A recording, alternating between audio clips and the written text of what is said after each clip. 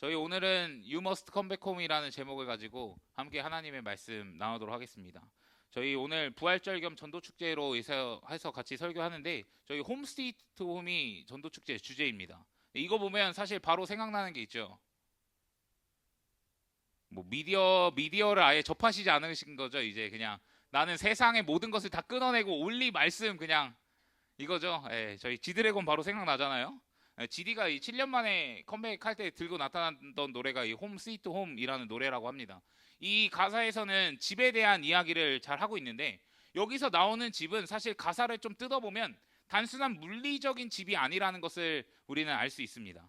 GD가 가수잖아요. 가수로서 본인이 있어야 할 그런 뭔가 달콤한 집, 좋은 집은 사실 무대고 또 팬들의 품에 있는 거고 이런 것들을 이야기하고 있는 것입니다. 그러니 내가 있어야 할 곳, 내가 가수로서 있어야 할 곳, 그리고 나에게 좋은 집, 나에게 귀한 집은 그렇게 달콤한 집은 이 무대고 팬들에게 있는 거라고 이야기하는 거죠.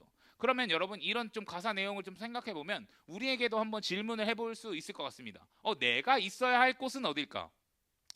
지금 내가 있어야 할 곳은 어딜까? 그리고 내가 있어야 할 곳이 만약에 저긴데 나는 지금 어디에 있는가? 나는 지금 어디에 있는가도 고민해 볼 수 있겠죠. 그리고 그럼 지금 내가 있는 곳이 스위트 홈인가? 좋은 집인가? 라는 질문을 좀 던져볼 수 있을 것 같습니다. 그럼 많은 사람들이 자신의 자리를 찾지 못하면서 살아가는 사람들이 꽤 많이 있습니다. 뭐 일단은 여러 가지 환경적인 요소가 있죠. 부모님 품을 떠나는 사람들도 있고 고향을 떠나서 익숙한 것들을 떠나서 이제 살아가는 사람들도 있습니다. 그리고 세상에서 살아가는 사람들이라고 이야기할 수 있겠죠. 그곳이 여러분 그 세상 가운데 살아가는 그 모든 영역과 반경들이 스위트 홈이면 좋은데 여러분 취업이나 또 여러분들이 준비하시는 것들이나 아니면 시험이나 인간관계나 아니면 미래의 불안의 문제들로 말미암아 그곳 가운데 살아가면서 사실 힘겹고 어려운 사람들이 있습니다. 자신이 어디에 속한 사람인지 착각하고 있는 사람들이 있고요. 내가 어디로 가야 하는지 잘 모르는 사람들도 참 많이 있다는 것입니다.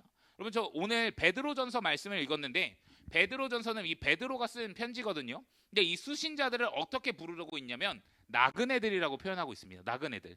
여러분 이 단어는요. 그냥 단순히 집 떠나 나와서 그냥 막 돌아다니는 그런 사람들이 아니라 목적지가 있는 순례자를 이야기하는 것입니다. 그러니까 나아갈 방향을 명확하게 알고요. 나의 종착지를 명확히 알고 그 방향을 향해 걸어가고 있는 사람을 이야기하고 있는 거예요. 여러분 베드로가 이 편지를 보낸 사람들은 실제로 나그네와 같이 떠돌아다니는 생활을 했었습니다. 그리고 동시에 고난을 받는 상황이 있었어요. 고난받았기 때문에 떠돌아다니는 거거든요. 로마 제국의 핍박 아래에서 흩어져 살았던 사람들이 지금 이 편지를 읽는 사람들입니다. 그러니까 힘든 현실을 살아가고 있는 거예요. 그런데 베드로는요 그들을 향해 이렇게 이야기합니다. 너희는 불쌍한 방랑자가 아니라 그냥 목적 없이 돌아다니는 사람들이 아니라 목적지가 있는 너희가 가야 할 바를 명확하게 알고 있는 순례자야, 나그네야 라고 우리에게 이야기해주고 있는 것입니다. 여러분 우리가 이 세상에서 이방인처럼 겉도는 이유가 있어요. 우리가 뭐 세상 가운데 완전히 들어가지도 못하고 또 이 애매한 경계선에 있는 이유가 있습니다. 왜 그러냐면 이 세상은 우리의 진짜 집이 아니기 때문에 그렇습니다. 우리가 살아가야 할 진짜 집이 아니라는 거예요. 여러분 우리는 하나님 없이 우리가 진정으로 속한 곳을 찾을 수 없다는 거예요. 그렇다면 우리가 있어야 할 진짜 집은 어디일까요? 우리가 있어야 할 진짜 집은 어디입니까? 가장 나다운 곳, 그리고 내가 가장 편안한 곳, 내가 가장 즐겁고 달콤하게 있을 수 있는 그곳이 어디입니까? 그리고 그곳이 정말 존재한다면 우리는 그곳에 어떻게 갈 수 있을까요? 어떻게 갈 수 있을까요? 오늘은 그것들에 대해서 좀 나눠보고 싶습니다. 오늘 본문 말씀 3절 말씀을 한번 보시면 이 찬양으로 시작합니다. 제가 세 번역 성경을 좀 준비했거든요. 우리 주 예수 그리스도의 하나님 아버지께 찬양을 드립시다라고 이야기하고 있습니다. 여러분 왜 찬양하라고 갑자기 이야기하는 걸까요? 왜 찬양해야 됩니까? 그럼 고난받는 사람들에게 지금 편지하고 있는데 1, 2절 문안하는 거거든요. 문안하고 바로 본론으로 이야기하는 게 찬양이라고 이야기하는 거예요. 여러분 예수님이 하셨던 이야기 중에 탕자 이야기를 좀 한번 생각해 보았으면 좋겠는데 어떤 아들이 아버지의 유산을 미리 받아서 먼 나라로 떠났잖아요. 처음엔 좋았습니다. 내 마음대로 행동할 수 있고 내가 자유롭게 살아갈 수 있었습니다. 그런데 시간이 지나면서 돈도 떨어지고 친구들도 사라지고 결국엔 돼지가 먹는 그 쥐염 열매라도 내가 먹으면서 살고 싶은 지경이 됩니다. 근데 그때 이 탕자가 여러분 돌아올 수 있었던 이유가 무엇일까요? 그냥 회개 잘해서? 회개 잘해서입니까? 아니면 어떤 능력이 있기 때문에 어떤 자격 조건이 있기 때문에 그렇습니까? 본인의 용기였습니까? 그런 게 아니에요. 여러분 탕자 이야기에서 가장 중요한 핵심은요, 아버지의 사랑이라는 것을 여러분 기억할 수 있어야 돼요. 탕자가 회개를 잘해서 돌아가는 게 아니라, 여러분, 아버지는요 회개를 받아줄 수도 있고 받아주지 않을 권한도 있는 분이에요. 그런데 탕자가 돌아갈 수 있었던 이유는요, 회개한 것을 아버지가 받아줬기 때문에 그래요. 그러면 이 탕자가 회개했기 때문에 돌아간 게 아니라 아버지가 무조건적으로 수용하고 받아주고 품기 때문에 가능하다는 것입니다. 근데 그 이야기를 보면 그 아들이 아직 멀리 있는데 아버지가 기다리고 있잖아요. 그리고 막 그 뛰어가서 안아주고, 그리고 옷 입히고 막 가락지 끼우고 신발 신기고 막 이렇게 잔치를 베푸는 모습을 우리는 확인해 볼 수 있습니다. 베드로도요, 우리에게 찬양의 이유를 이 뒤에 절에서 바로 설명해 주고 있는데 뭐라고 이야기하냐면, 하나님께서는 그 크신 자비로 우리를 새롭게 태어나게 하셨다라고 이야기하고 있습니다. 여러분, 누가 주어일까요? 하나님이 주어입니다. 여러분, 하나님이 주어인데 우리가 먼저 하나님 앞에 돌아가려고 애쓰는 게 아니라, 우리가 하나님 저 좀 살려주세요 하는 게 아니라, 우리가 하나님 저 좀 구원해 주세요 라고 먼저 이야기하는 게 아니라, 우리가 하나님 앞에 어떤 자격 조건이 있어서 갖출 만한 이 조건들이 있어서 하나님이 우리에게 무언가를 허락해 주신 것이 아니라, 하나님께서 우리에게 먼저 찾아오셨고 하나님께서 그 크신 자비로 말미암아 은혜를 베푸셨다는 것을 이야기하고 있습니다. 여러분, 크신 자비라는 것은요, 이 자격 없는 자의 이 비참함을 보고 하나님이 참을 수 없어서 달려오고 있는 그런 사랑의 마음을 보여주는 표현이에요. 하나님은 방황하는 이런 사람들에게 그들의 스펙을 묻지 않으세요. 너의 자격 조건을 묻지 않으세요.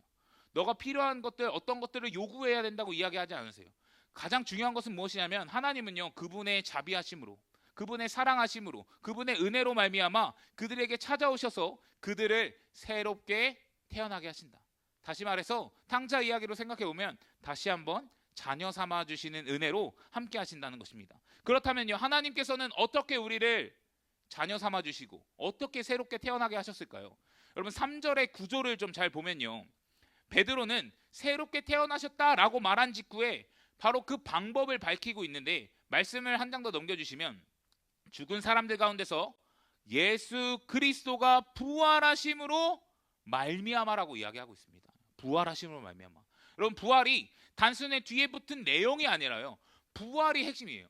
부활하심으로 말미암아 우리가 동시에 같이 거듭나게 되었다라는 것을 우리에게 이야기해주고 있는 것입니다. 그럼 여러분, 우리가 다시 한번 새롭게 태어날 수 있는 이유가 무엇이냐면요, 내가 무언가를 해서가 아니라, 내가 노력해서가 아니라, 교회 잘 다녀서가 아니라, 하나님의 크신 자비로 말미암아 그 주님이 죽으셨을 때, 그리고 다시 주님이 다시 사심으로 말미암아 다시 한번 살게 되었다라는 것을 이야기하고 있는 거예요. 그러면 핵심은 무엇입니까? 부활이에요. 예수 그리스도가 부활했기 때문에 우리가 거듭날 수 있다고 이야기하는 것입니다. 여러분, 생각해 보세요. 만약에 예수님께서 십자가에서 죽으셨어요. 우리의 죄를 위해서 죽으셨다 칩니다. 그런데 여러분, 살아나지 못했다면 그 부활이, 그 죽음이 의미가 있나요? 그 죽음이 의미가 있습니까? 아니요. 아마 그러면 그냥 좋은 선생님의 죽음, 아니면 위대한 희생 정도로만 남았을 거예요. 그런데 그것이 우리에게 새 생명이 되는 그 이유가 무엇입니까? 그분이 부활하셨기 때문이라는 거예요. 그럼 우리가 다시 한번 새롭게 태어날 수 있는 이유는 단 한 가지예요. 부활하심으로 말미암아 새 생명을 허락하셨다는 거예요. 예수님은요, 그 무거운 이 돌을 이제는 비집고 나오셔서 부활하셨습니다. 여러분, 아멘이시죠? 여러분, 진짜 아멘이시죠? 그리고 그 부활의 생명이 우리에게 흘러왔다는 것을 여러분 기억할 수 있어야 돼요. 죽어있던 우리가 다시 한번 예수님의 부활하심으로 말미암아 우리에게도 새 생명이 허락되었다는 것을 기억할 수 있어야 되고, 다시 한번 탕자 이야기를 이야기해보면 탕자에게 새로운 옷이 주어지고 다시 한번 반지가 끼어지고 신발을 신겨주신 것처럼 예수님의 부활하심으로 말미암아 다시 한번 우리를 자녀 삼으시고 우리에게 새 생명을 허락하셨다는 것을 여러분 기억할 수 있는 저와 여러분들 되시기를 간절히 축복합니다. 여러분, 이것이 복음의 핵심이라는 것을 여러분 기억하셨으면 좋겠어요. 십자가만 복음이 아니에요. 여러분, 십자가 뒤에는 뭐가 있냐면요, 부활이 있습니다.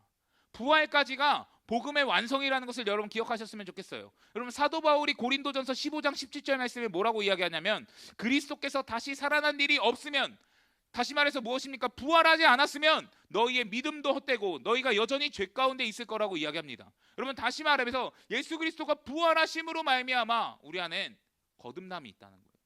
다시 한번 새 생명이 있다는 거예요. 우리에게 소망이 있다는 거예요.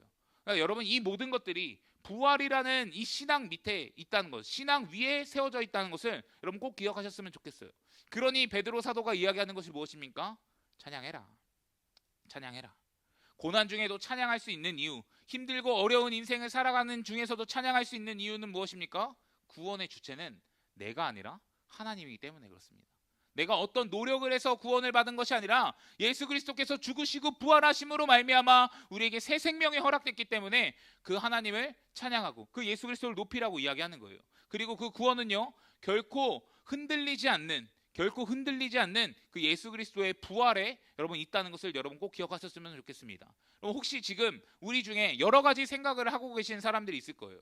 여전히 우리 안에 나는 뭐 교회 오랜만에 나왔고, 아니면 교회 나와본 적도 없고, 뭐 예수님도 사실 잘 모르고, 뭐 하나님도 잘 모르고, 뭐 내가 이런 구원의 은혜라든지 뭐 이런 거 사실 뭐 들어본 적도 없는데 내가 그런 것을 좀 받을 자격이 있나?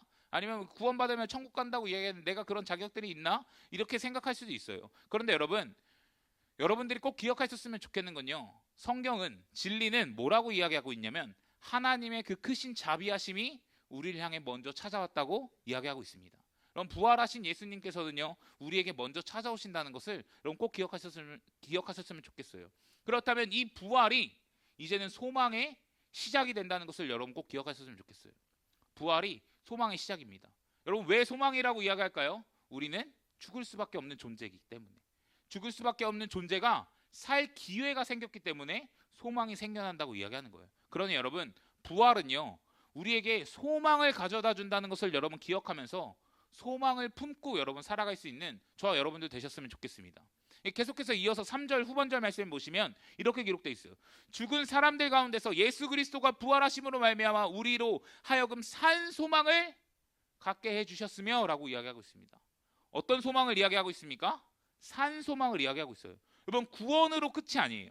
하나님이 우리를 새롭게 태어나시게 하셨을 뿐 아니라 부활 생명에 이제는 동참하게 해주셨다는 것을 기억할 필요가 있습니다. 여러분, 산 소망이 무엇인지 이 뿌리부터 이해할 필요가 있어요. 베드로전서 수신자들은요, 예수님을 만나기 전에 대부분 유대인도 있지만요, 이방인 그리스도인 공동체였어요. 대부분 편지를 받는 사람들이. 그러면 참된 신을, 하나님 외에 다른 것을 믿고 살아갔던 사람들입니다. 그런데 여러분, 이방 신들에게는 소망이 있습니까? 없습니까? 없죠. 여러분, 그 안에 구원이 있습니까? 구원이 있다고 이야기는 하죠. 하지만 진짜 구원이 있지는 않습니다. 그러니까 그렇게 소망이 없던 사람들이었어요.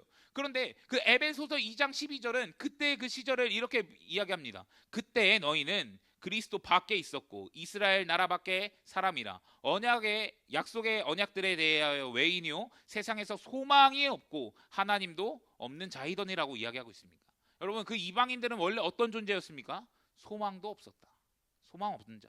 그리고 하나님이 없었다라고 이야기하는 것입니다. 이것이 이들이 예수 그리스도를 만나기 이전의 상태라고 이야기하는 거예요. 그런데 예수 그리스도의 부활을 통해서 여러분, 그들이 어떤 것을 경험합니까? 새 생명을 경험하게 되죠. 다시 한번 부활하게 되는 그 은혜를 경험합니다. 그 마음 속에서 동시에 뭐가 자라나게 되냐면 소망도 같이 함께 살아난다는 것을 이야기하고 있어요.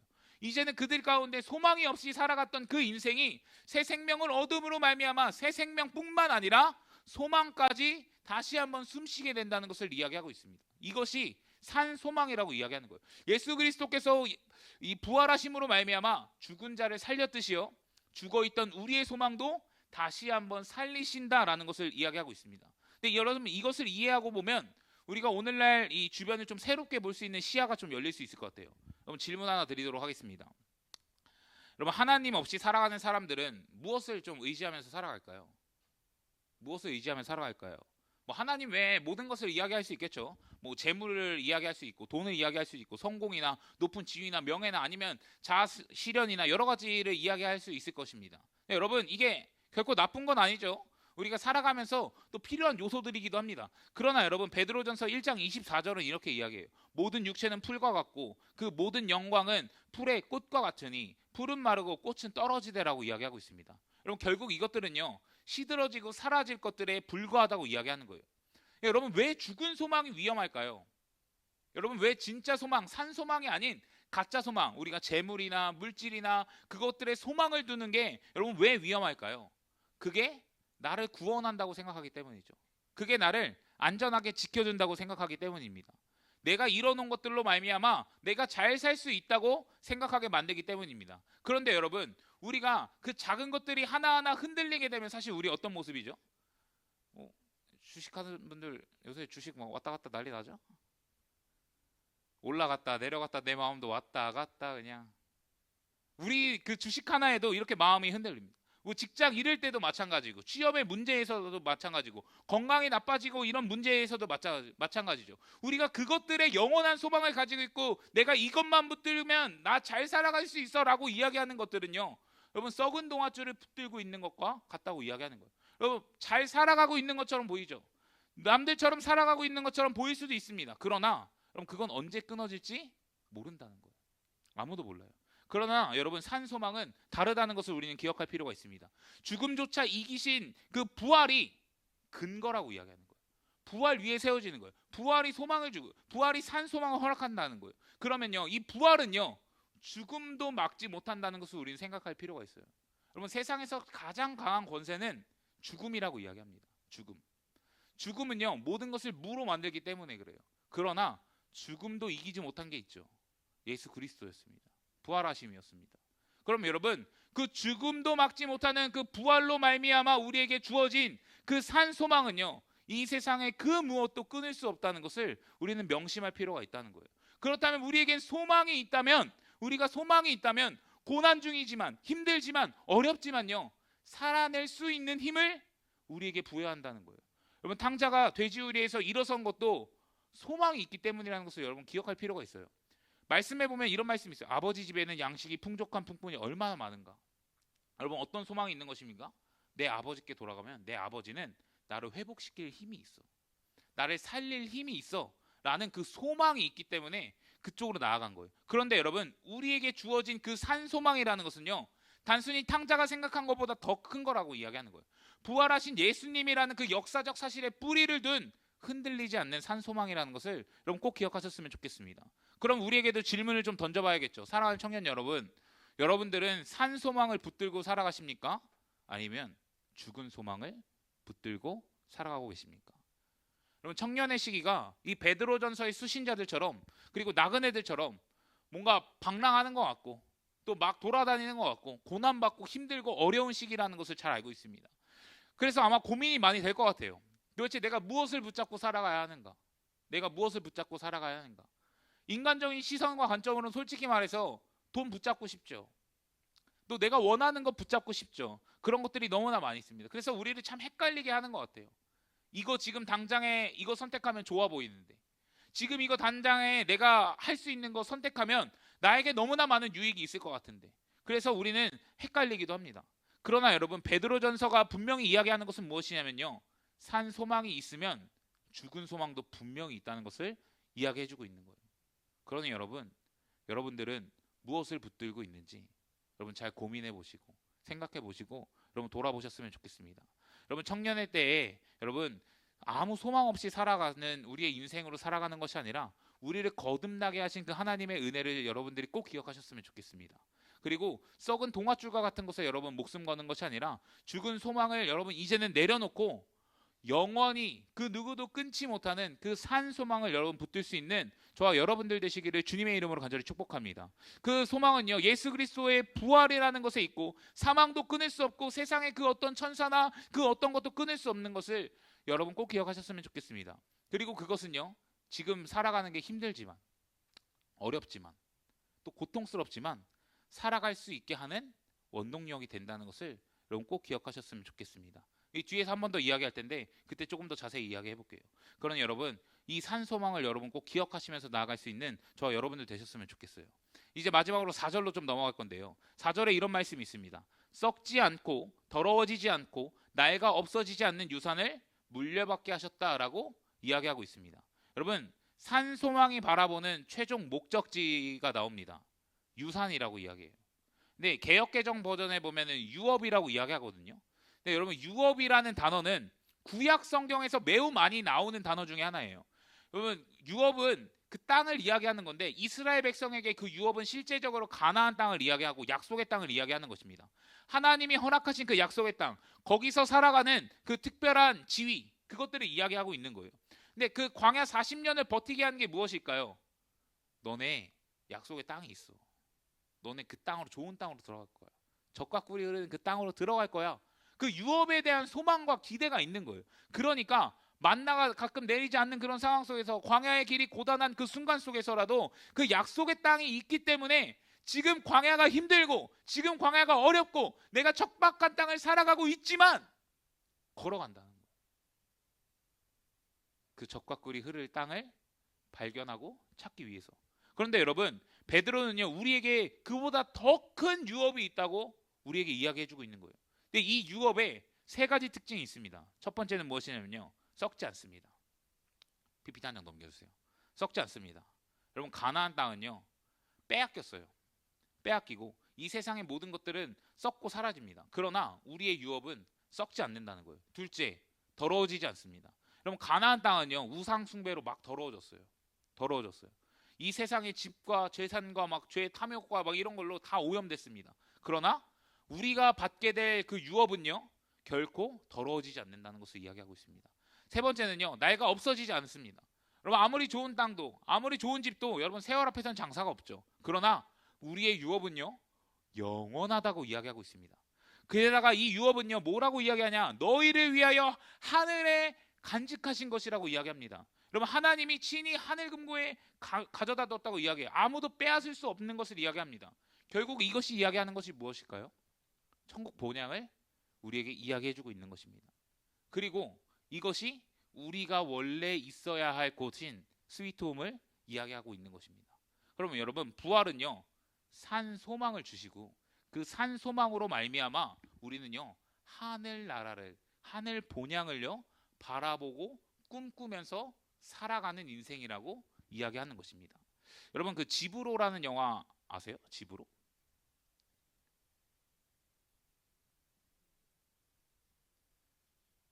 저랑 나이 비슷하신 사람만 아는 건가요? 솔직히 다 알죠? 유승호가 아역 시절 때 찍은 영화인데, 도시에서 이 자란 이 상우라는 친구가 이 시골 할머니, 외할머니 댁에 맡겨지면서 이 버려지는 이 영화에서는 그리고 있습니다. 처음에 이 상우라는 이 사람에게는 할머니의 집은 사실 편한 집인가요? 진짜 너무 불편한 집이잖아요. 뭐 게임기도 일단 없어. 배터리 사러 가는 그 장면 아세요? 막 아무도 모르는구나. 몇 년생이. 큰일 났네. 여기 뭐 햄버거도 없고 막 말도, 할머니는 또 말도 못 하세요. 또 말도 못 하시고 막 이래요. 그러니까 답답하게 해. 그리고 이 상무는 굉장히 그 아주 탕자처럼 후레 자식이에요. 후레 자식. 굉장히 후레 자식이에요. 할머니한테 막 우리가 뭐, 저는 안 하지만 그 욕을 좀 이렇게 좀 하는 막 이런 모습도 막 보여줍니다. 근데 할머니는요, 단 한 번도 이 상호를요 혼내거나 밀어내지 않습니다. 치킨이 먹고 싶다는 손자를 위해서 비 맞으면서 막 장터에 가요. 그리고 닭을 사와요. 그래가지고 어떻게 합니까? 백숙을 만들어주죠. 백숙을 만들어줘요. 그러니까 이 할머니의 사랑이 얼마나 이 꼬꼬댁으로 의사소통은 되는데 치킨과 백숙, 이런 소통을 하면서 어쨌든 백숙까지도 끓여넣는 정성을 보여줘요. 상우가 잠든 사이에 이 구멍난 양말을 또 깨워주기도 하고 할머니의 구분 등을 또 보호해주며, 결국에 말은 하진 못하지만 할머니는요, 이 아이를 계속해서 품으시고 사랑으로 안으시고 막 하는 모습들을 계속해서 보여줍니다. 그리고 영화의 마지막에 다시 한번 이 상우가 도시로 떠나죠. 그때 막 바늘 하는 것도 알려주고 막 편지 쓰고 글 쓰는 것도 막 알려주고 막 그럽니다. 그런데 여러분, 왜 이 사람이, 이 주인공이 상우라는 아이가 왜 그렇게 되었을까요? 왜 그런 모습으로 이제는 할머니를 떠날 때 눈물까지도 흘리고 막 그런 모습을 보여줄까요? 왜냐하면 그곳에서 상우는요, 하나의 할머니의 사랑과 은혜를 누리기 때문에 그렇습니다. 그 낡고 초라한 시골집이지만 내가 가지고 싶어 했던 것들을 아무것도 누릴 수 없는 공간이긴 했지만요, 그곳에서 가장 따뜻한, 그리고 이전에도 받아보지 못했던 그 놀라운 사랑을 경험하기 때문에 그렇습니다. 자신을 조건 없이 품어주고 안아주고 모든 허물을 품어주는 그 할머니의 사랑을 경험하기 때문에 그래요. 그런데 여러분, 우리가 돌아갈 그 하늘 본향이 저는 이와 같은 모습이라고 생각합니다. 여러분, 우리가 세상에서 실패하고 때로는 상처 입고 그리고 하나님을 좀 원망하면서 우리가 살아갔을 수도 있어요. 왜요? 고난이 많아요. 생각보다 많이 힘들어요. 이 청년의 시기를 살아가는 게 쉽진 않습니다. 그러나 여러분, 하나님 아버지는요, 말없이 그 자리에서 우리를 기다리고 계시다는 거예요. 다시 한번 그 땅에 오는 그날까지. 그리고 그때 오면 어떻게 될까요? 뭐 하나님 안아주시고 또 만져주시고 하는 은혜가 있을 거라고 생각합니다. 여러분, 베드로가 왜 고난 중에 하늘 유업을 이야기할까요? 왜 고난 중에 하늘에 대한 것을 이야기하고 있을까요? 결국 베드로가 이야기하고 싶은 것은요, 이 땅의 삶이 전부가 아니야. 이걸 우리에게 이야기해주고 있는 거예요. 여러분, 막말로요, 막말입니다. 지금 베드로전서가 사실 쉽게 이야기하고 있는 것은 무엇이냐면요, 니네가 망해도, 지금 니네가 힘들어도, 지금 니네가 엄청 고통스럽고 고난받고 힘들어도, 얘들아, 우리에게는 하늘의 집이 있어. 우리가 돌아갈 곳이 있어. 우리를 영원히 품어주고 안아주는 그 하나님이 그곳에 계셔. 그러니까 지금 조금 힘들어도, 지금 조금 괴로워도, 지금 좀 고통스럽고 눈물 나도 좀 버티면서 살아가자. 그냥 버티는 게 아니죠. 어떤 것이 우리에게 있습니까?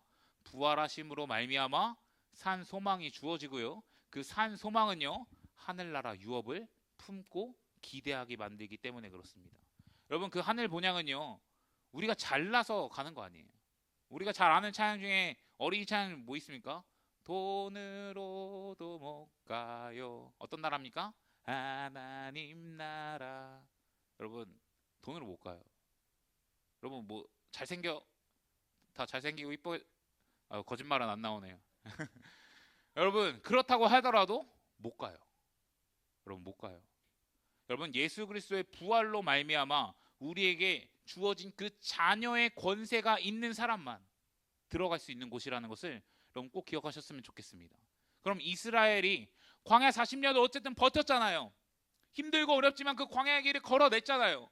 40년이라는 시간을 거쳐서 결국에 하나님이 허락하신 그 가나안 땅에 들어갔던 것들을 여러분 기억하시면서, 지금 우리가 우리의 삶이 고통스러울 수 있지만, 지금 우리가 그리스도인으로 살아가는 것이 쉽지 않고, 또 청년의 때에 예수를 믿는다는 것이 결코 쉬운 일은, 어려운 일은 아니지만, 여러분 그 가운데 그 하늘나라의 유업과 그 소망을 좀 기대하시면서 버티고 견디고 소망하고 꿈꿀 수 있는 저와 여러분들 되셨으면 좋겠습니다. 그래서 베드로가 편지를 쓰면서 여러분 나그네인 수신자들에게 전하는 것은요, 이거예요. 계속해서 이야기했던 거. 고난 중에 힘들지만 부활하신 예수 그리스도가 너희에게 먼저 찾아오셨어. 그래서 너희에게 소망을 주셨어. 그 소망은 죽은 소망이 아니라 누구도 끊지 못하는 산 소망이야. 그리고 이 산 소망은 결국 우리에게 하늘나라 유업, 스위트홈을 우리에게 허락해 주셔. 그것을 이야기하고 있다는 것을 여러분 꼭 기억하셨으면 좋겠습니다. 그래서 여러분 오늘 말씀을 좀 정리할 텐데요, 여러분 부활의 소망은요, 근거라는 것을, 부활은요 소망의 근거라는 것을 좀 기억하셨으면 좋겠습니다. 그리고 하나님의 크신 자비로, 그리고 예수 그리스도의 부활로 우리를 여러분 새롭게 태어나게 하셨다는 것을 꼭 기억했으면 좋겠어요. 그리고 이것이 우리가 찬양해야 할 이유입니다. 그리고 부활은요 산 소망을 주세요. 산 소망. 우리를 거듭나게 하셔서 죽어있던 그 소망까지 다시 한번 살아나게 하신다는 겁니다. 그래서 세상에 썩은 것들을 여러분 이제는 좀 내려놓을 필요가 있지 않겠습니까? 여러분, 죽음도 꺼뜨릴 수 없는 살아있는 소망이라는 것을 여러분 꼭 기억하시면서, 이 소망이 오늘도 살게 하고 이 소망이 내일도 살게 하는 힘이라는 것을 여러분 꼭 기억하시면서 나아갔으면 좋겠어요. 마지막으로 이 부활은요 결국엔 궁극적으로 우리를 천국 본향으로 인도한다는 것을 기억하셨으면 좋겠어요. 여러분, 그곳은 그냥 썩지 않습니다. 더러워지지 않습니다. 나이가 없어지지 않습니다. 영원한 곳이라고 이야기하고 있어요. 그러니 여러분, 우리가 그곳으로 좀 나아갔으면 좋겠습니다. 서태지와 아이들 아십니까? You must come back, come.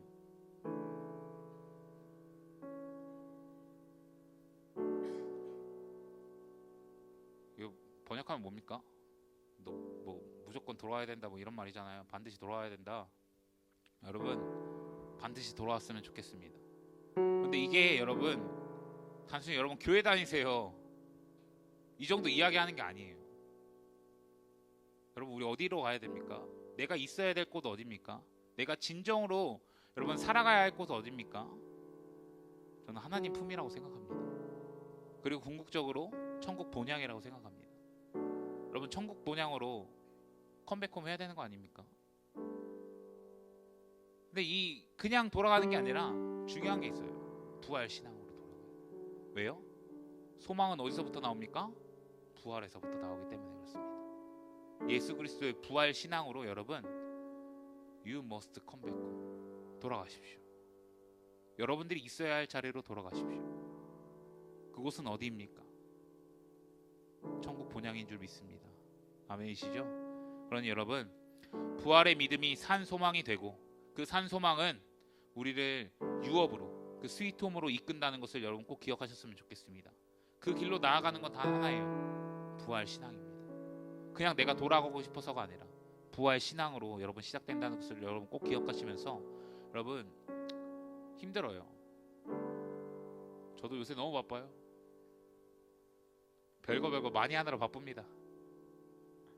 많이 하느라 바쁜데 여러분 힘들고 어렵지만요. 또 고통스러울 수 있지만 지금 뭔가 풀리지 않은 것처럼 좀 괴롭고 힘들고 어렵지만 그리고 그 문제가 끝까지 풀리지 않을 수도 있어요. 그래도 괜찮아요. 왜 괜찮습니까? 천국 본향이 있기 때문에 괜찮습니다. 그곳에서 나의 모든 아픔과 상처를 꿰매어줄 하나님이 있기 때문에 괜찮다고 이야기하는 거예요. 그러니 여러분 You must come back home. 돌아갈 수 있는 저와 여러분들 되시기를 예수님의 이름으로 간절히 축복합니다.